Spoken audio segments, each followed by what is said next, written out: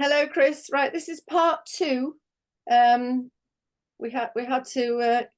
We're trying to keep these videos quite tight because people's attention span nowadays isn't very long. But there's going to be a series of these little videos because we like chatting about what we're doing at the moment. Christopher, Chance, and I. So we were talking about the Assassin's Code 1, which is the book that Strand has brought out, and your screenplay.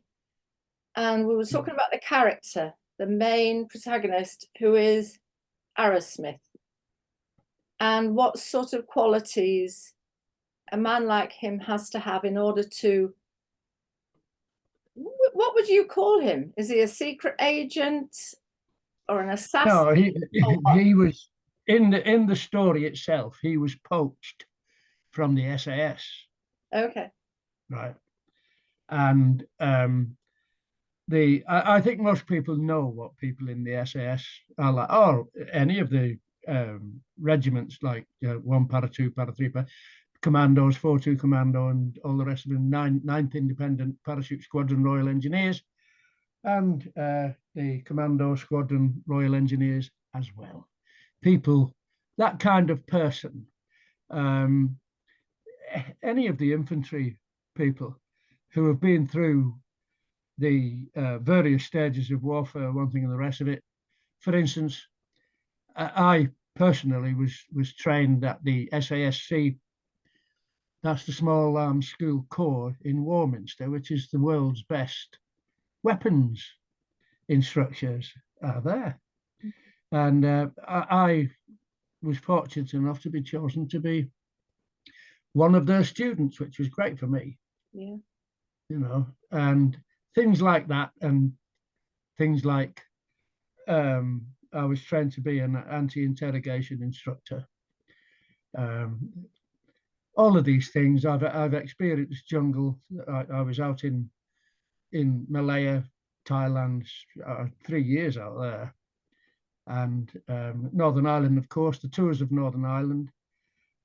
We've all people looking at me now all know what the score is, especially the ones who are in khaki, you know.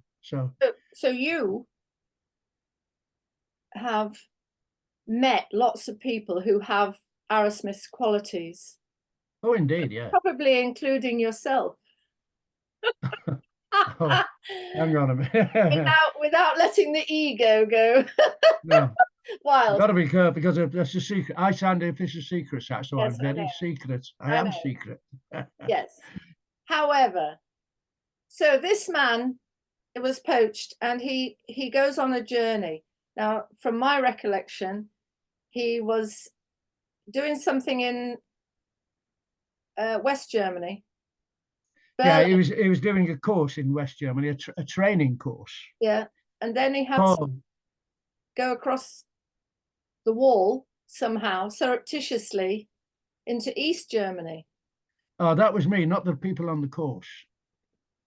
I'm sorry, that was Arrowsmith. Sorry, yeah, that was Arrowsmith, not the people on the course. Yes. I can say that I've been through Checkpoint Charlie, of course. Yes, I'm talking about Arrowsmith, the main protagonist in the Assassin's Code 1. Yes. Because just to recap, for anybody who didn't see the previous video, Christopher's screenplays, all of them, and there are a long list of screenplays, are now on InkTip and being looked at by production companies, a variety of production companies, which is very exciting for us. And top of the list of views at the moment is the Assassin's Code 1, closely followed by Beneath the Poppy Fields, which we're going to talk about in a minute. But just before we leave Arrowsmith, he seems to be multi-talented, this guy, because there's a journey that he goes on, which actually, it doesn't culminate, but about halfway through the journey, he has to cross the Mediterranean in a rather souped up yacht. Oh, yes. All sorts of strange things happen on that journey. Do you want to tell us a little bit about that? Well, yeah, okay. The yacht was delivered to Pakistan port. Karachi. And Was it Karachi, Karachi? yeah, it was in Karachi. Hmm. And it was a Formosan 48-foot cutter rigged yacht with a galley and stern. It's a super yacht. It's a beautiful thing it was. Yes. But it was a tool. That is exactly what it was. It was a tool to do certain things with. Yes.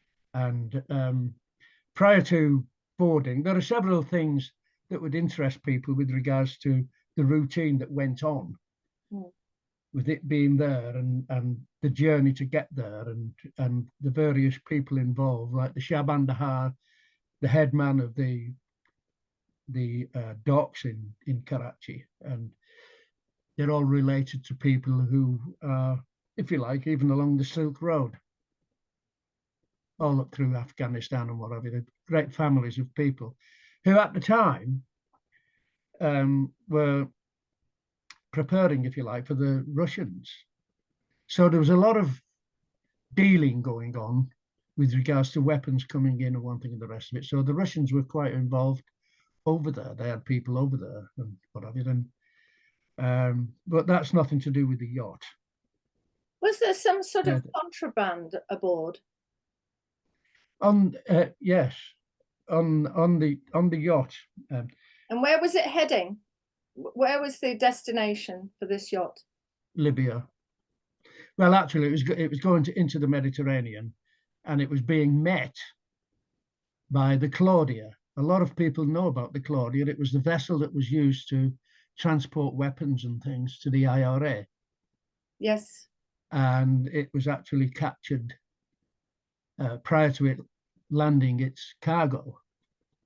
But the money that was involved was on board the yacht. Once the yacht had offloaded onto the Claudia, it carried on its journey to Ireland with a lot of money on board. Yes. I'm not going to tell you how much. You'll have to read the book or see the movie when it's made. And the money was for what? Arms? The money was a contribution to help the IRA. Okay. From whom? Well, he's dead. Don't tell us. Yeah, anyway, it's from Libya, so you know he's dead anyway. Had he by the time he was skippering this yacht, had he become like a double agent by then? Yes, he was. The story about him changing from a talented soldier, if you like, to a member of the VLK. The VLK is a very restricted knowledge section of Motherland, which is the Secret Service. Motherland, by the way, is a code. M for 1, O for 2, T for 3, yes, H for 4, and so on. It's good for telephones. It's a good code to use for telephones, you see. But anyway, it's just an easy code to crack. But if it's used for telephones, then yeah, okay. So, and the various trainings that he had to go through, he was already experienced in, actually. The martial arts, for instance. Kate Mulcahy was she was a senior member of the Secret Service, and she was also badged by the SAS. And she was also a very talented martial artist. And there's a little bit of that going on between her and Arrowsmith, which took place. The movie itself, when it is made, will feature quite a bit of martial arts. Yes. Because I am, after all, I am a young Dan. I'm a 4th Dan Jiu-Jitsu black belt. So, and that is still, everything that I learned is still vivid within me. So, and I put it down in words in the screenplay and in the books, of course. So with regard to the screenplay, what do you think is happening behind the scenes There are Well, definitely production companies looking at this, and oh yes, indeed. more than one viewing in a short time span. So it sounds like there might be a room full of people all logged on, and somebody's saying, right, we'll all have a look at this screenplay and then we'll talk about it. You think it's that sort of thing that's happening at the moment? I do, when it's from one particular production company. Yes. I've got quite a lot of production companies have looked at the log line and things, etc. Yes. And a lot of them are obviously on computers, all done at the same time. Yes. So we've got half a dozen people looking at whatever it is at the same time. Well, that you can say that for most of them. And sometimes these people come back again another day and another. Oh yes, yes, indeed. Don't they? So that quite exciting. It is exciting. I'm quite excited about it. You know, when people are looking at your work. Yes. Because this is what I've been doing this now for over 20 years. Yeah. And obviously I've been successful with the books, thank you. Yeah. And and I'm even more happy with the books, because actually right now I'm adapting the screenplays Motherland and the screenplay Blown, which make the trilogy of Arrowsmith. Yeah, so I'm adapting that from screenplay to book. I wonder if these production companies are aware of the fact that there are a series of films or. Well, I have actually put that in at the end of each of the treatments.